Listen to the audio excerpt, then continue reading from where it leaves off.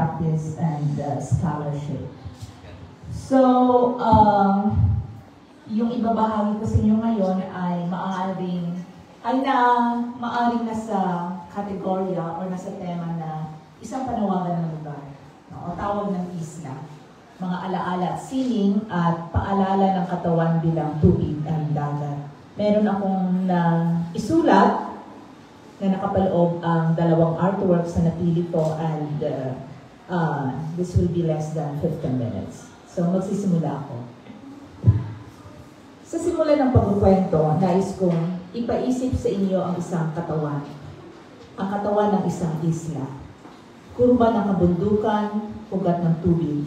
Pakinggan ninyo, ulinigin ang lalaslas. Narito ang Central Panay Mountain Range, ika-6 sa pinakamahaba sa archipelago.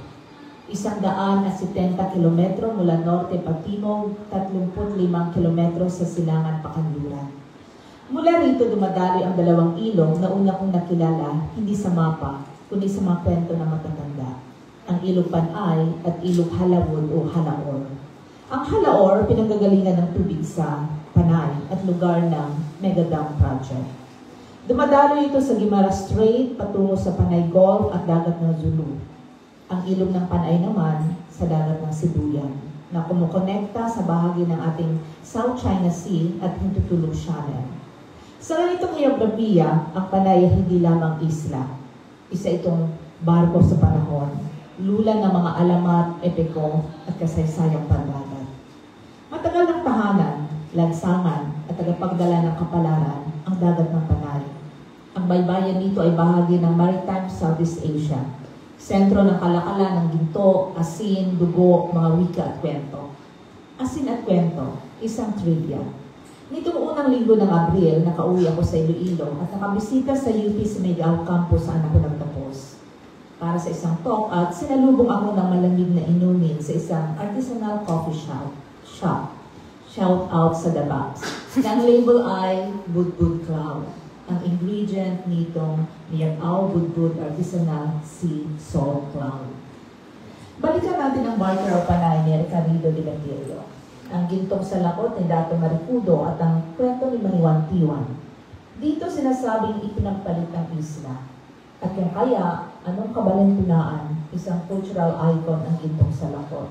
Arkitektura sa plaza, pangalan ng hotel at restaurant, at nariyan sa mga kultural na programa ng DepEd.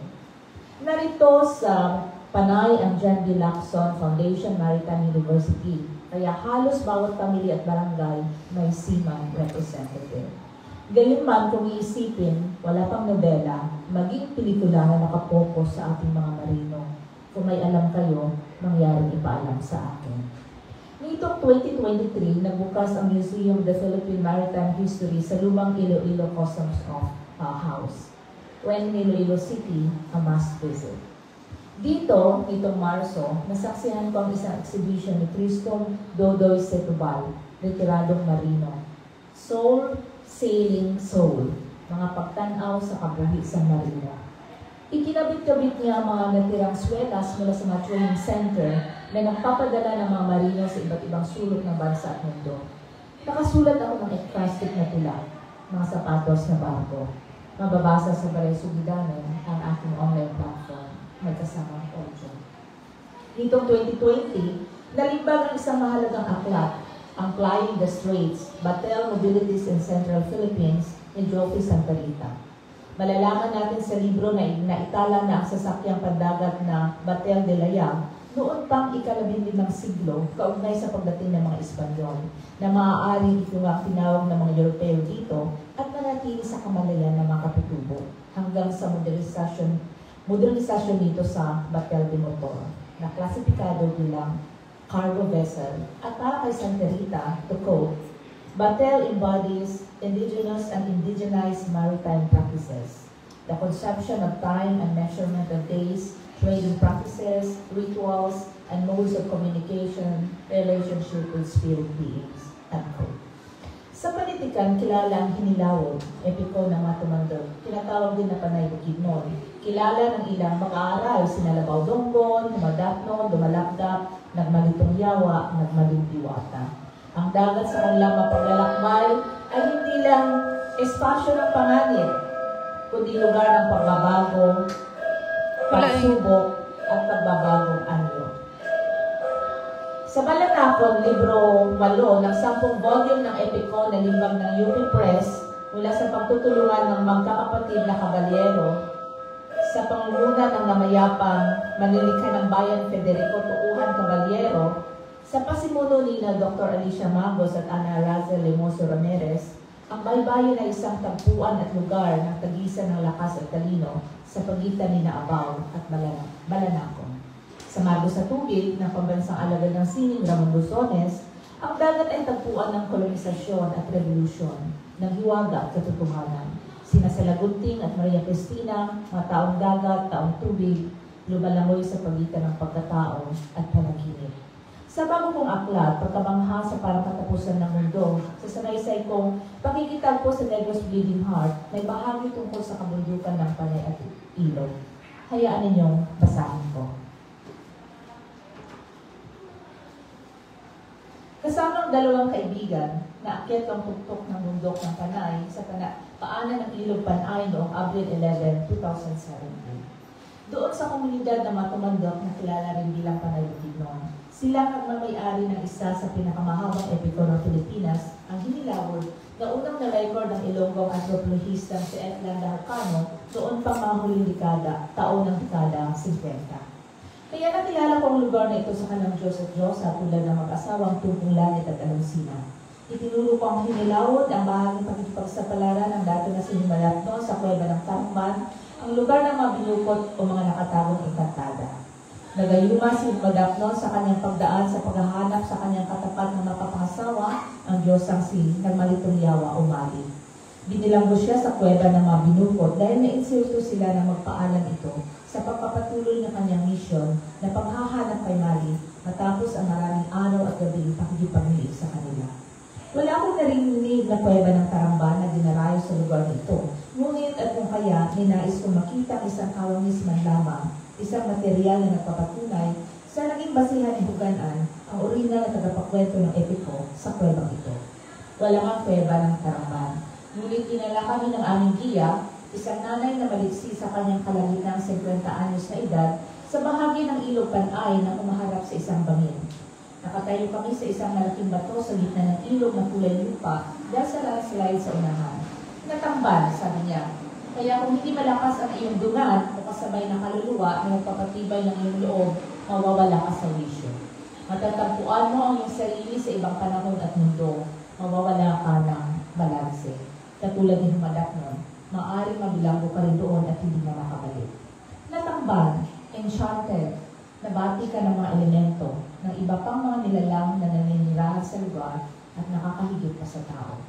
Isang buwan bago ang pag-akyat na ito, aksidente kong nadanas ang mapinta ni Roger Felix Saldito sa kanyang exhibit na The Water Lore of Panay sa UPV Gallery sa City Campus. Hindi ko siya narinig bago nito. Hindi ko alam na may exhibit. Basta bumisita lang ako sa campus at pumasok sa gallery. Namangha ako sa visual niyang pagkukwento ng buhay tubig ng lugar at ng kasaysayan at kultura nito sa pamagitan ng matauhan at pangyayari sa kanilang mga mito at epiko. Kalaunan, na-discover ko na isa rin makata si Sanditos at kilala rin sa pangalang Maya Moore at Maya Daniel. Pagkatapos, isang araw ng 2018, nagimbal na lamang ako sa balita ng pagpaslang sa mga tinaguriang revolusyonaryo ng Panay sa San Jose, ang kapital ng aming probinsya na Antique. Pito sila, isa siya rito. Kilala rin pala siyang bilang Kalubi, taga-Negros siya.